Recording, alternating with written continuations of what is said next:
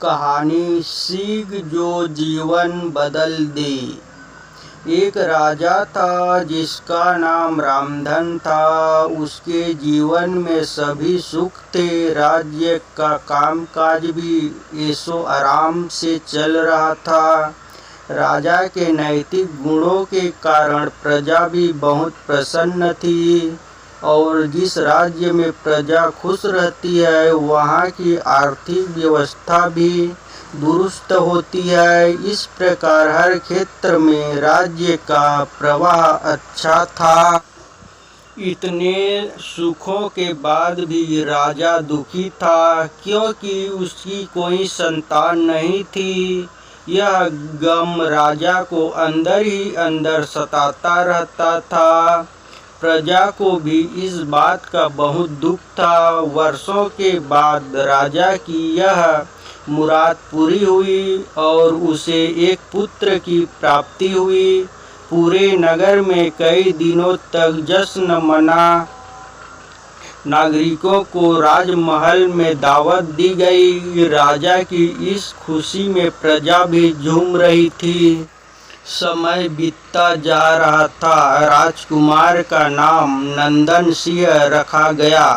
पूजा पाठ एवं इंतजार के बाद राजा को संतान प्राप्त हुई थी, इसलिए उसे बड़े लाड प्यार से रखा जाता था। लेकिन अति किसी बात की अच्छी नहीं होती। अधिक लाड ने नंदन सिंह को बहुत बिगाड़ दिया था। बचपन में तो नंदन की सभी बातें दिल को लुभाती थी, पर बड़े होते होते यही बातें बदतमीजी लगने लगती है। नंदन बहुत ज़्यादा जिद्दी हो गया था। उसके मन में अहंकार आ गया था। यो चाहता था कि प्रजा सदैव उसकी जय जयकार करे, उसकी प्रशंसा करे। उसकी बात न सुनने पर यो कुलाहट मचा देता था। बेचारे सैनिकों को तो यो पैर की जूती ही समझता था। आए दिन उसका प्रकोप प्रजा पर उतरने लगा था। यो खुद को भगवान के समान पूजता देखना चाहता था। आयु तो बहुत कम थी, लेकिन अहम कई गुना बढ़ चुका था। नंदन के इस व्यवहार से सभी बहुत दुखी थे। प्रजा आए दिन दरबार में नंदन की शिकायत लेकर आती थी, जिसके कारण राजा का सिर लज्जा से झुक जाता था। यह एक गंभीर विषय बन चुका था। अगले दिन सुबह गुरु के खास चेले द्वारा नंदन को भिक्षा मांगकर खाने को कहा गया, जिससे सुनकर नंदन ने साफ इनकार कर दिया। चेले ने उसे कह दिया कि अगर पेट भरना है तो भिक्षा मांगनी होगी और भिक्षा का समय शाम तक ही है, अन्यथा भूखा रहना पड़ेगा।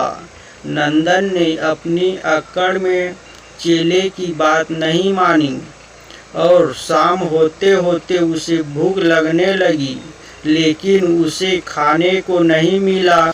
दूसरे दिन उसने भिक्षा मांगना शुरू किया। शुरुआत में उसके बोल के कारण उसे कोई भिक्षा नहीं देता था, लेकिन गुरुकुल में सभी के साथ बैठने पर उसे आधा पेट भोजन मिल जाता था। धीरे धीरे उसे मीठे बोल का महत्व समझ आने लगा और करीब 1 महीने बाद नंदन को भरपेट भोजन मिला, जिसके बाद उसके व्यवहार में बहुत से परिवर्तन आए। इसी तरह गुरुकुल के सभी नियमों ने राजकुमार में बहुत से परिवर्तन किए गए। राधा गुप्त जी भी समझ रहे थे। एक दिन राधा गुप्त जी ने नंदन को अपने साथ सुबह सवेरे सैर पर चलने कहा। दोनों सैर पर निकल गए। रास्ते भर बहुत बातें की गुरुजी ने नंदन से कहा कि तुम बहुत बुद्धिमान हो और तुम्हें बहुत अधिक ऊर्जा है, जिसका तुम्हें सही दिशा में उपयोग करना चाहिए। दोनों चलते चलते एक सुंदर बाग में पहुंच गए, जहां बहुत सुंदर सुंदर फूल थे, जिनसे बाग महक रहा था। गुरुजी ने नंदन को बाग से पूजा के लिए गुलाब के फूल तोड़ने कहा। नंदन झट से सुंदर सुंदर गुलाब तोड़ लाया और अपने गुरु के सामने रख दिए। अब गुरुजी ने उसे नीम के पत्ते तोड़कर लाने कहा। नंदन यो भी ले आया। अब गुरुजी ने उसे एक गुलाब सूंघने दिया और कहा, बताओ कैसा लगता है।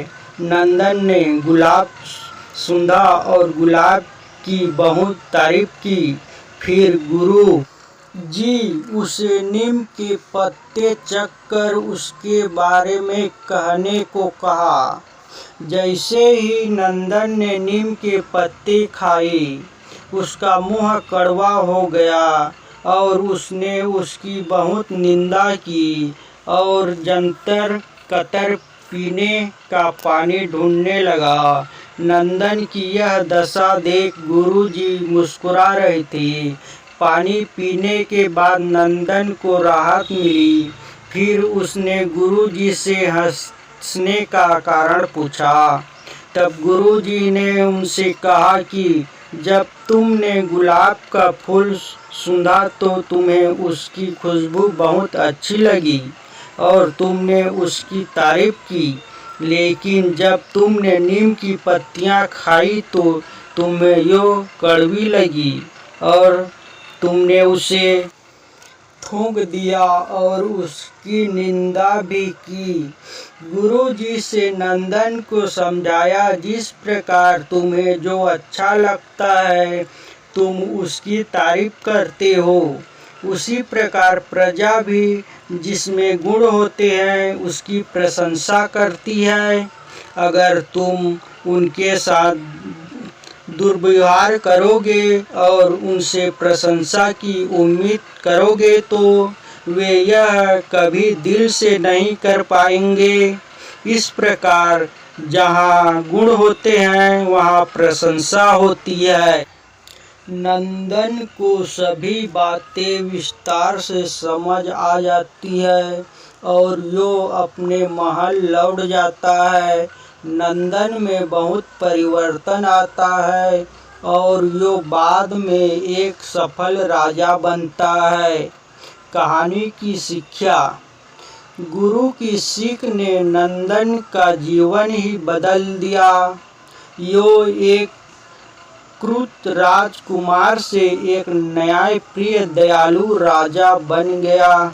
इस कहानी से हमें यही शिक्षा मिलती है कि हमने गुण होंगे तो लोग हमें हमेशा पसंद करेंगे, लेकिन अगर हम अवगुणी हैं तो हमें प्रशंसा कभी नहीं मिल सकती।